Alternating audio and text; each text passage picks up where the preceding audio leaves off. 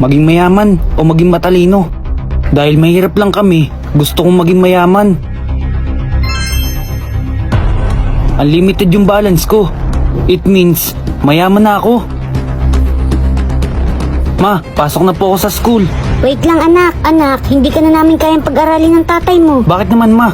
Anak, wala na kaming pambayad sa tuition fee mo. Ma, gusto ko pa mag-aral. At gusto ko din makapagtapos ng college. Anak, huwag ka na makulit, hindi na nga kaya namin. Ma, huwag mo nang problemahin yung tuition ko. Bakit naman anak? Check mo yung balance mo. Ha? May nag-send sa akin ng 1 million.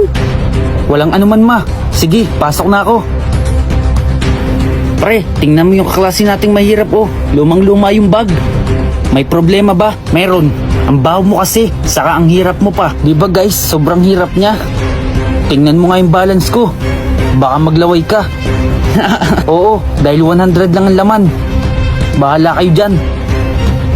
Okay class, magche-check tayo ng balance. Once na mababa sa 50k ang balance nyo, huwag na kayong pumasok.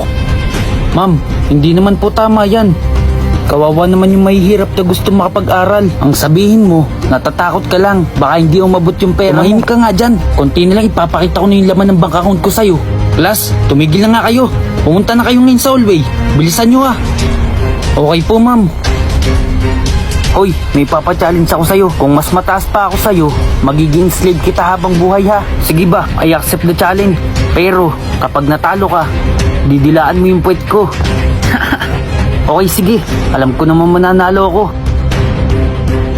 Nandito na ba ang lahat? Okay guys, ready na ba kayo? Yes sir, ready na ako. Ako din, ready na. Excited na akong matalo ka.